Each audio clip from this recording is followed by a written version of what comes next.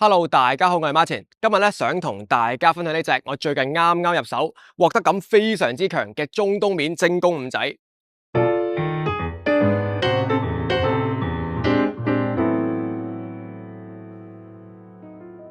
首先講下手錶嘅基本資料，呢隻錶嘅錶徑係34mm，厚度11.5mm，甩to 甩就大概係39mm。由於佢一體式鏈帶嘅設計實際戴上手就更加似38mm 左右嘅錶。呢隻錶由舊年1000蚊都唔使，到而家竟然要挨近1500蚊。不過其實呢隻錶早喺7年前已經停咗產，由於產量多所以到今日仲有好多全新嘅錶流通，亦即係話呢隻錶所謂嘅加價，純粹就係市場嘅供求帶動。喺停產之前，呢隻錶嘅官方定價大概就係100蚊美金。呢個價位嘅手錶，精工非常合理咁用咗佢哋自家嘅 Heartlex 礦物水晶玻璃。我自己就覺得其實已經夠晒硬淨，亦都唔容易花。玻璃嘅透光度亦都非常之唔錯。至於機芯就用到同呢隻錶同一個時期停產嘅 7S26，佢可以話係精工歷史上其中一個最傳奇嘅機芯，每個鐘行緊21600次嘅震頻，大概40個鐘嘅 Power Reserve。仲要有埋星期同日期，加上大名鼎鼎嘅 Magic Lever 上鏈系統同 Diashock 防震器，雖然精準度唔算高，但係耐用程度超乎你想象。聽過好多錶友話呢個機芯行咗10幾年冇買過油同保養，依然行得走得。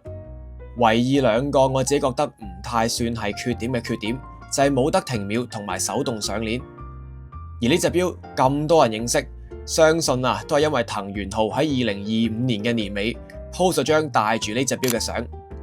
不過除咗潮流教父嘅加持之外，我覺得呢隻錶都絕對算得上係誠意之作。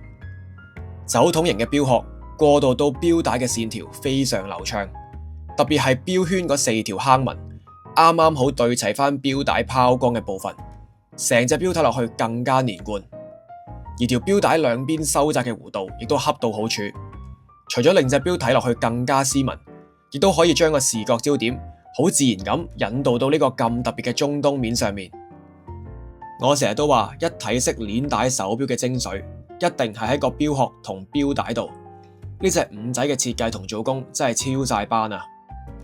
除咗咁特別嘅東阿拉伯數字時錶，相信好多朋友都錯過咗一個好有心思嘅小細節。如果仔細留意星期窗，英文版嘅星期日係用咗紅色嚟標示，但係阿拉伯字版嘅紅色字反而係星期五。呢個其實係一個非常之貼心嘅 localization 設計。喺我哋熟悉嘅現代社會，星期日通常係全球通用嘅休假日，所以大部分手錶都係以紅色嚟標示星期日。